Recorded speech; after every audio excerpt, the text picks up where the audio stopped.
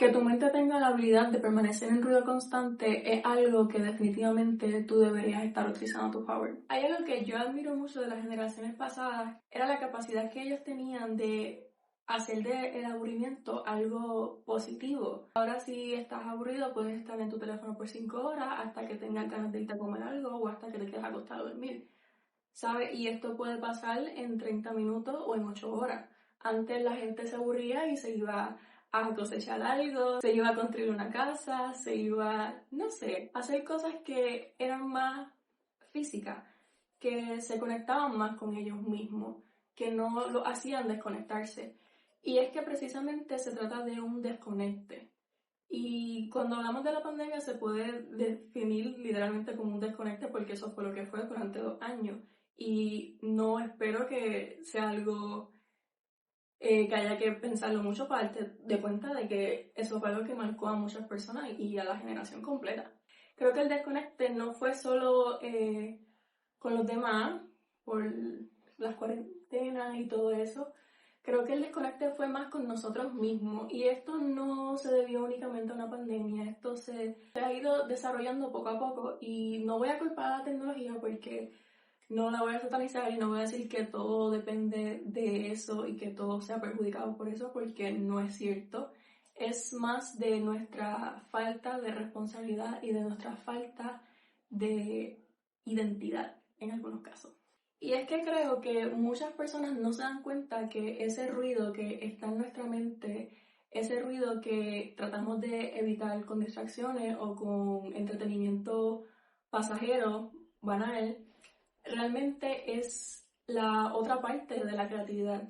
Nosotros los seres humanos tenemos esta capacidad tan peculiar y tan como que surrealista de poder crear lo que nosotros queramos y podemos creernos eso que acabamos de inventar literalmente. Pienso que muy poca gente habla de que la creatividad es algo que está en todos nosotros y que no es como que tenga un manual y no es que tenga un propósito, pero si te está haciendo ruido es por algo. Nosotros los seres humanos no fuimos diseñados para consumir únicamente. Creo que hubo un antes y un después de este desconecte y que a muchas personas les afectó de maneras diferentes, pero a todos nos provocó algo diferente. Y esto tú te puedes dar cuenta cuando hablas con alguien más o te puedes dar cuenta de la manera en la que otras personas interactúan. Y tú también te puedes dar cuenta cuando hay personas que están desconectadas de ellos mismos, no solo de los demás. Es algo que no se puede disimular por más que se intente. Creo que nos hemos vuelto personas un poco egocéntricas. Necesitamos estar constantemente actuando correctamente, constantemente haciendo lo que deberíamos hacer, que en un punto esto nos ha como que obligado a alejarnos de nosotros mismos. Y no es como que por obligación, es que a veces uno literal no se da cuenta porque no lo siente en el momento y pueden pasar días y tú no te acuerdas de la última vez que tú viste una película que te gustaba o que escuchaste una canción que te gustaba. Por ejemplo, yo no puedo oír música, yo tengo que escuchar música por lo menos 2 horas al día mínimo, ¿sabes?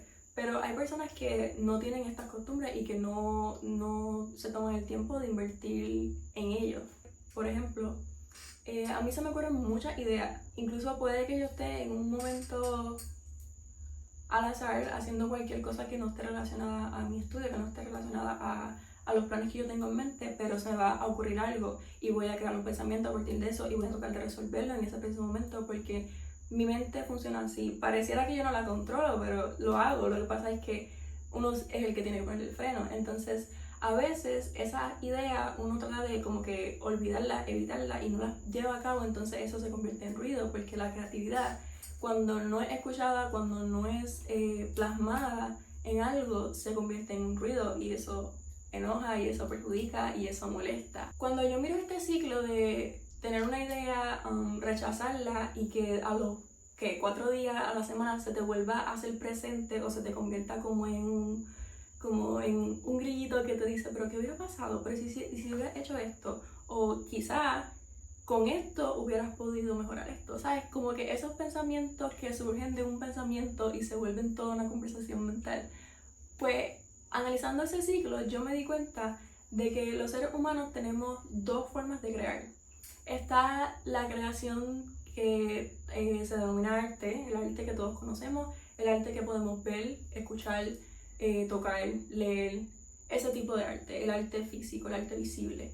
Pero hay un arte que es muy único y es muy, ¿sabes? Está en todos lados y es el arte mental. Todo el mundo tiene la capacidad de crear arte mental, todo el mundo tiene la capacidad de crear literal. No es un talento, no es algo que tú necesitas practicar, es algo que está en nuestra humanidad, por así decirlo, es algo que simplemente podemos hacer sin tan siquiera querer hacerlo, algo involuntario más bien. El arte que se puede mirar, el que traspasa la barrera mental, no expande la capacidad creativa y se convierte también en un medio como que de nosotros identificarnos, de nosotros molestarnos o incomodarnos. Entonces ese tipo de arte es oro para la mente humana que busca hacer caos y cuestionarse todo y estimularse con cualquier cosa que pueda. Que una persona creativa se dedique al arte de crear es lo más insano y sano que se puede hacer a la vez. Mac Miller dijo una vez que si tienes una mente creativa vas a dudar de muchas cosas, porque tu trabajo es una extensión de ti mismo. Y lo comparó como si te pararas enfrente de todo el mundo desnudo, porque así se siente. Cuando tú creas algo es algo muy tuyo, muy íntimo se podría decir. Entonces está este miedo a ser descubierto, este miedo a ser vulnerable. Y creo que precisamente es lo que ha hecho que tantas personas conecten con la música, que tantas personas conecten con libros, que tantas personas conecten con diversos artistas en diferentes aspectos, porque ese es el punto, generar algo, mover algo, que pase algo, así sea bueno o sea malo. Y te puedo poner como ejemplo a este escritor Charles Bukowski, que no fue como hasta sus 50 y pico de años que él se hizo reconocido por sus escritos. Y él no era una buena persona, no era un ejemplo a seguir, simplemente era una persona bastante miserable, era alcohólico, logró vivir su fama y aún así no cambió su estilo de vida, no se volvió buena persona por eso. También tenemos a Franz Kafka, que es uno de los casos más bonitos, o sea, su historia de vida, si la conocen, bien bonita y bien triste. Bueno, digo bonita, pero eso puede ser interpretado de la forma que tú quieras, en verdad. Franz Kafka era un escritor, un novelista que él expresó muchas veces que escribir era como su razón de ser, y él no se atrevió a publicar ninguno de sus escritos porque no se consideraba capaz o no se creía no creía en sí lo suficientemente, y incluso él pidió que quemaran todo lo que había escrito cuando muriera, cosa que no se hizo obviamente porque era, o sea, él no se dio de cuenta lo que realmente valía su escritura, de lo que realmente valía su arte y de lo que realmente podía causar su capacidad de crear. También hay un caso bien similar que es el de Vincent Van Gogh, que muchos conocemos a este pintor.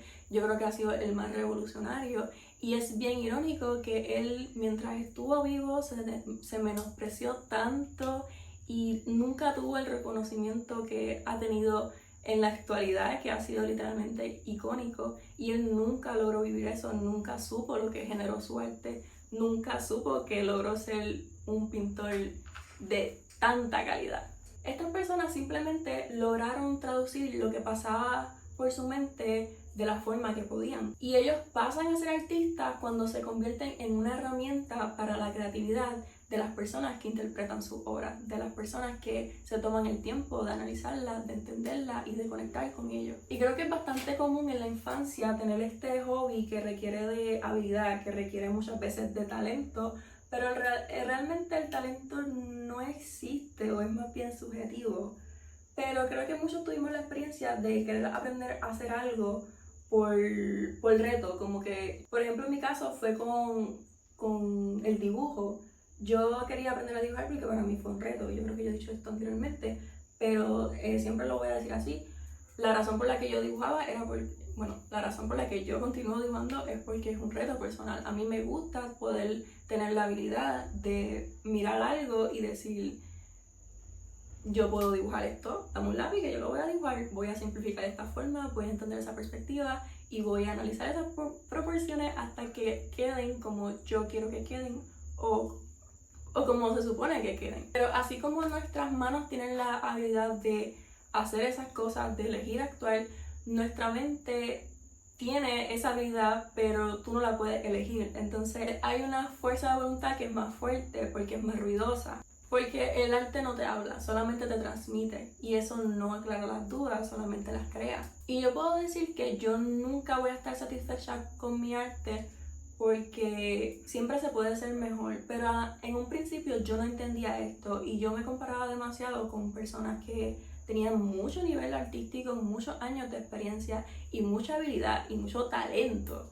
Pero es que realmente no se necesita hacer algo único, no se necesita hacer algo jamás antes visto, no se necesita ser la persona más... no se necesita que sea perfecto, no necesita hacer algo que nunca se haya visto, no necesita hacer algo extraordinario, no necesita hacer algo que parezca irreal. Y no fue entonces hasta que me di cuenta que yo amaba hacer esto por lo que me traía el proceso de hacerlo, por lo que me traía sentarme y observar una imagen por que media hora, 10 horas, tratando de descifrar, tratando de entender, observando cada mínimo detalle para poder simplificarlo de una forma. Yo amaba hacerlo por eso, por el proceso que había en esa actividad. Entonces ahí fue que entendí que el punto no era crear algo jamás antes visto, ni algo que todo el mundo amara. Simplemente se trataba de mí, se trataba de lo que yo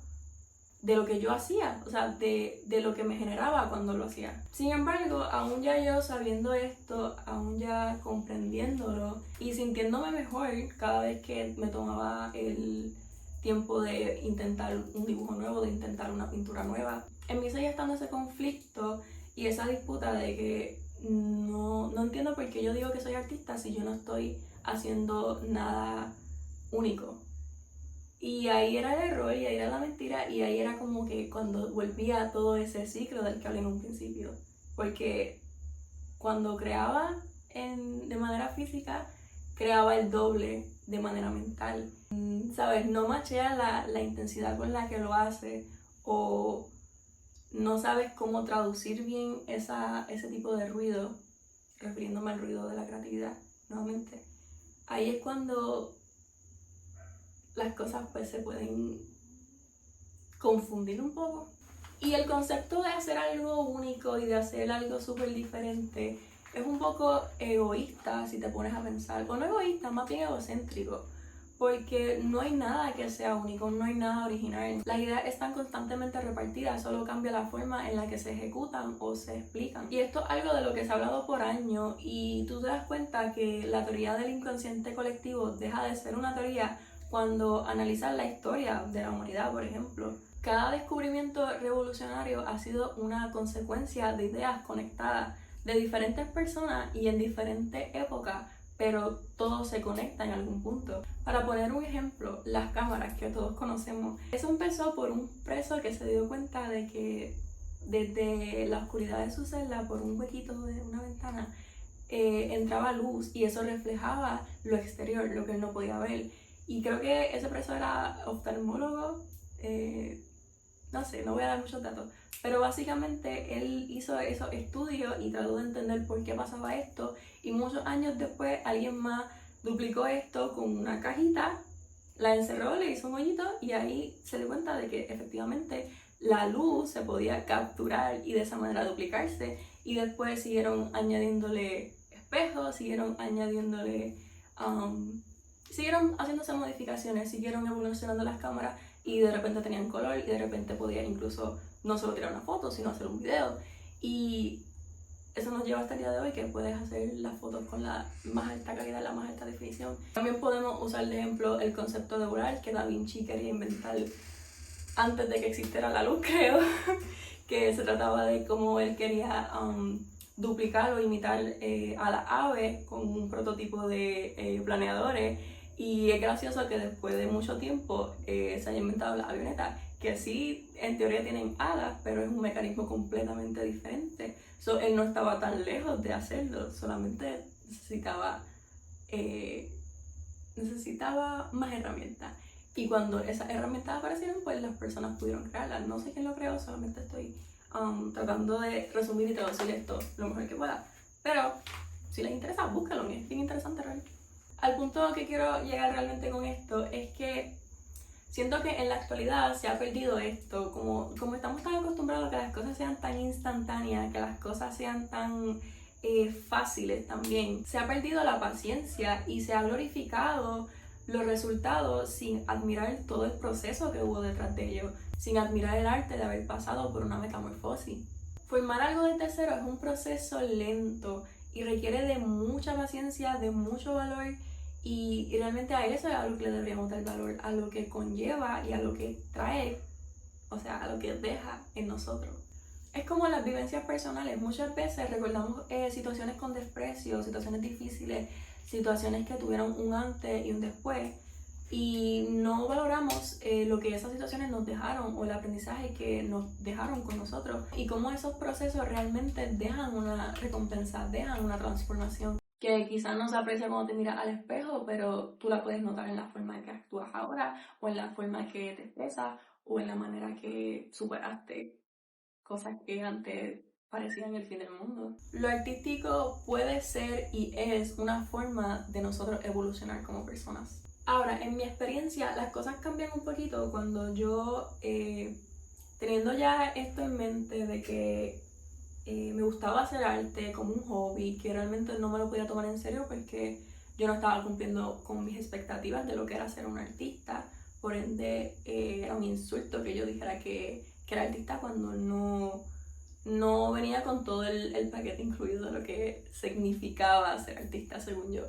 Y ya teniendo todo eso en mente, tomé la decisión de no solo dedicarme a eso, sino vivir eso. Todo ese ruidito mental y todas esas dudas, aún así yo decidí que yo realmente quería dedicarme a eso, que yo no quería solamente hacer arte para que otras personas pudieran interpretarla, sino que yo también quería crear arte para ayudar a esas personas, ¿sabes? O sea, quería dejarle algo en ellos permanentemente, y ahí surgió los tatuajes que yo lo comenté antes.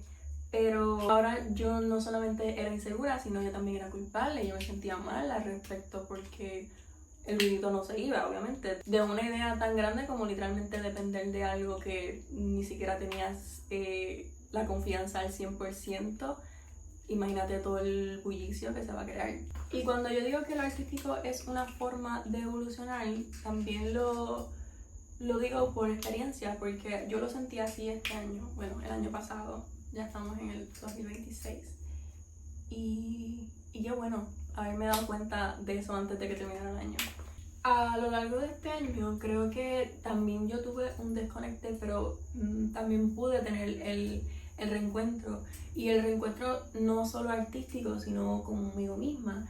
Porque reviví experiencias que ya se sentían familiares, pero yo era diferente, o sea, yo fui diferente en esta ocasión. Pude transformar mi proceso en algo mejor. Y mientras pasaba todos estos meses donde me cuestioné mucho el concepto del arte, mientras me cuestioné mucho mis decisiones, no paré de hacer arte, o sea, dudé mucho, me cuestioné mucho, negué mucho, pero todas las cosas que me pasaban y todo lo que yo veía a mi alrededor como que me empujaba a seguir haciendo lo que yo verdaderamente quería, a confiar en esa idea y a ignorar el ruido, o más bien a entender que el ruido no era algo negativo, sino era parte, era como el precio a pagar, pero no tenía que ser una condena, sino que podía ser un extra si lo usaba a mi favor. Quiero compartir algo en específico que me pasó el año pasado que me ayudó demasiado, e incluso es la razón por la que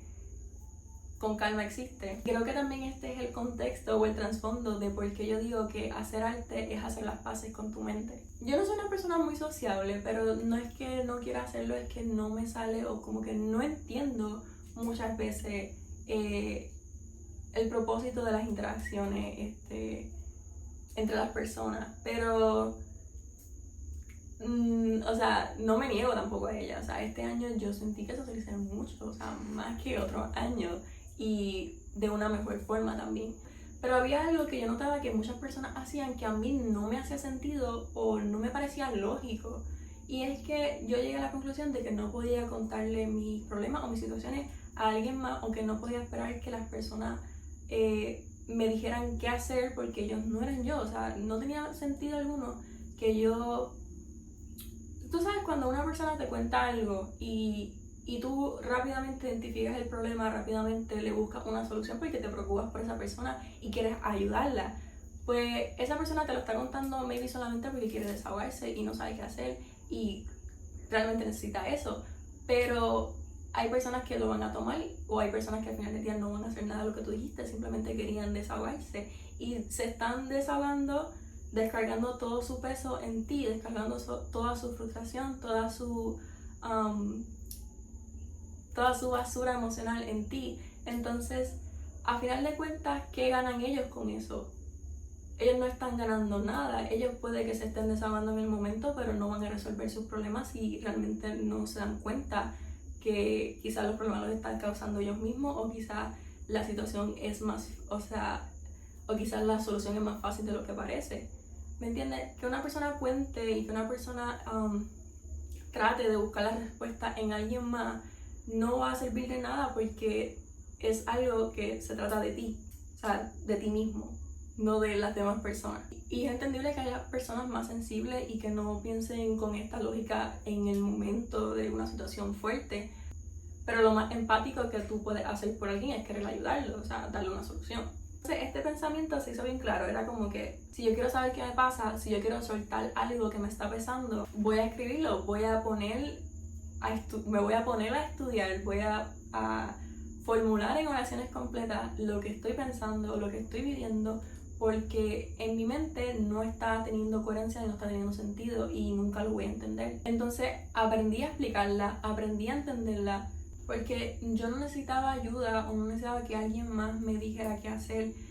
Y yo no estoy diciendo que los psicólogos no sean buenas opciones ni nada de eso, pero yo creo que ni siquiera un psicólogo mismo te vaya a entender de la forma en la que tú te puedes llegar a entender si te tomas la molestia si tomas la responsabilidad más bien. Entonces cogí este hábito de escribir mucho, cosas que mi mente no había desarrollado por completo antes, no le había dado un propósito o una causa, solo estaban flotando por ahí en el subconsciente haciendo un despelote. Entonces ahí fue el momento de realización, porque yo me di cuenta que más que tener un diariecito, eran relatos míos, eran vivencias mías contadas desde mi perspectiva, con mis sentimientos, con todo lo que me involucra a mí. Entonces ahí yo estaba creando algo también, porque ahí sí era algo único, ahí sí era algo diferente, ahí sí era eso que yo siempre decía que no, yo no voy a ser artista porque yo no estoy haciendo algo más allá de lo que ya se ha hecho. Y tampoco ese es el punto, pero en mi mente, pues, eso era lo que pesaba, ¿no? Entonces ahí ya yo no tenía la excusa de decir esto no es único, esto no es original, porque sí lo era, porque nadie más, aún habiendo podido vivir la misma situación o habiendo podido experimentar lo mismo que yo, podría explicar algo de la manera que yo lo iba a explicar, porque esa era mi forma de haberlo vivido. Y otra persona pudo haberlo explicado y pudo haberlo vivido de una forma muy suya y no tener nada que ver con la mía, a pesar de ser similares. No iba a ser igual jamás, porque esta era mi versión, mi interpretación de la vida. Entonces ahí fue que hizo clic y yo dije, si la mente tiene esta habilidad de generarle a uno miedo, de generarle a uno inseguridad, de generarle a uno conflictos que muchas veces solamente están bajo el filtro de las suposiciones o de las cosas que uno internaliza, ¿por qué no hacerlo de una forma que genere todo lo contrario? No por generalizar, pero es algo que literalmente es inevitable a cierto punto, que en vez de nosotros sentarnos con un sentimiento o tomarnos, como dije anteriormente, la responsabilidad de entender en qué estamos fallando nosotros para poder entender lo que está pasando, no nos hacemos los locos y preferimos ignorarlo, preferimos distraernos, preferimos dejarlo así mismo en el aire, y no nos damos cuenta de que eso eventualmente va a volver a pesar, porque no estás soltando el peso de una forma productiva o de una forma que te alivie, solamente lo estás dejando en un ladito, ¿sabes? Es lo típico de causa y efecto. Sabemos que cada acción tiene su consecuencia, pero es algo más profundo. No se trata simplemente de vivir con las consecuencias o de aceptarlas, se trata más bien de entenderlas, de aprender de ella, de poder sacar algo de ahí, de poder cambiarla. sea cual sea el ruido que tienes en tu mente, tradúcelo, o sea, crea algo a raíz de eso, saca algo de ahí, algo que no sea para alguien más, algo que sea para ti, para verte, para que te tengas de frente literalmente y puedas analizarte, puedas comprenderte, puedas llegar a conocerte a ti mismo, para que no tengas que pasar una vida entera cuestionándote y sintiéndote mal contigo mismo y sintiendo que no eres suficiente por tantas cosas que simplemente ignoraste. Y eso, aunque no solucione quizás los problemas o aunque quizás no te resuelva la vida, te va a hacer sentir mejor y va a hacer que sea más llevadero. Porque evitando la responsabilidad, la incomodidad o scrolleando 5 horas sin sentido esperando que alguien más te valide o que alguien más suavice ese sentimiento, no va a lograr nada, no va a sacar nada que no sea pasajero. El proceso creativo es muy diverso y puede subir por muchos factores y por cosas insignificantes muchas veces. Pero si hay algo que no se puede ignorar es la capacidad que tiene la mente para crear. Y hay gente que prefiere reprimir, guardarse todo esto y hacerse un daño tan grande inconscientemente.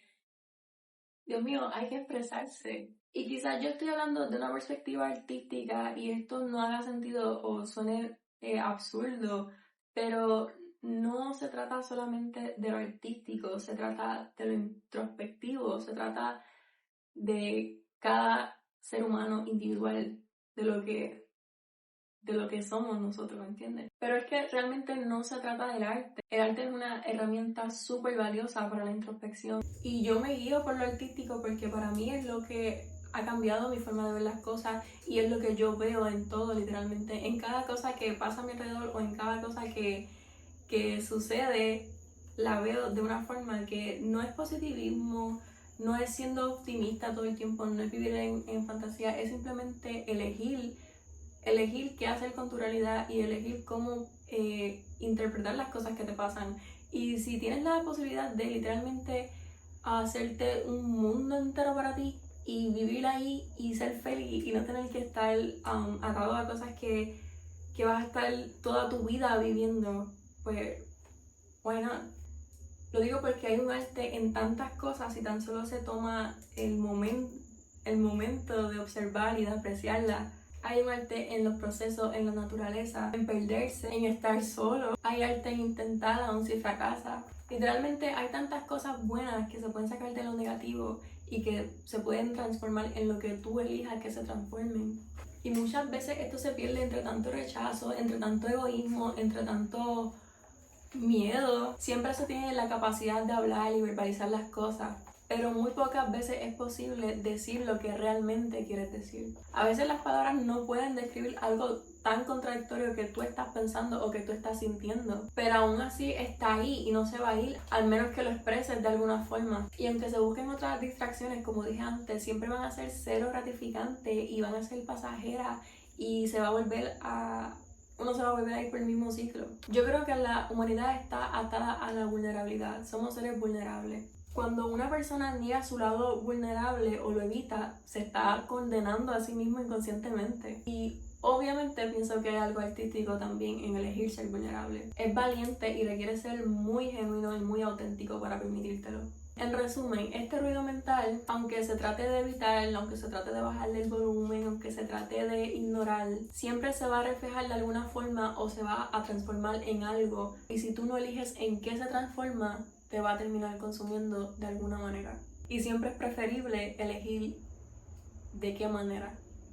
Nada, creo que quizás hubieran cositas en las que no profundicé mucho, pero el punto es que el arte está en todas partes y el arte ha estado atada y enlazada a nosotros por años y no es de manera superficial y no es de manera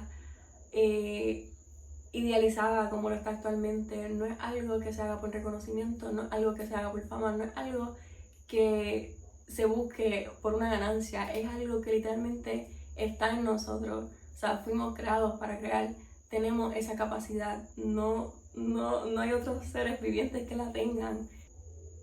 Es algo que te conecta mucho contigo misma, contigo mismo y se siente bonito poder hacerlo porque vas a estar toda tu vida contigo mismo y tú no quieres estar toda tu vida con un desconocido al que no entiendas o con el que no puedas sentirte cómodo. Así que, no, es para pensarlo un poquito y para replanteártelo cada vez que te sientas perdido o que sientas que estás como pichando cosas que no deberías estar pichando, pues, yeah, you should listen to yourself more often. Al menos así me gusta ver las cosas a mí. Y me gusta esta perspectiva que tengo actualmente. Si algún día cambia o me deja de funcionar, pues lo diré. Pero actualmente cada vez que se me olvida este punto de vista que tengo, cada vez que se me pone como borroso, me siento bien mal y no sé cómo hacer para que eso deje de pasar. Pero cada vez que me acuerdo, tengo tanta energía y tengo tantas ganas de hacer cosas, tengo tantas ganas de estar aquí presente, de existir y de seguir existiendo hasta que la vida me lo permita. No creo que sea una coincidencia o un patrón, yo creo que ese realmente es el propósito. Gracias por ver y escuchar. See you.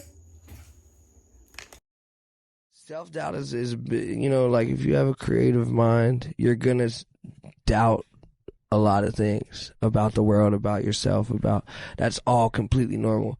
Insecurity is all completely normal, especially with your own work, because it's an extension of yourself. So when you're giving away some of your art, you're giving away a piece of yourself, and it's like standing in front of a bunch of people naked. You're kind of like, I don't know, you know what I mean? So so it's like, you know what I mean? You gotta just start being cool with letting people get to know you on a deeper level, and then it all happens.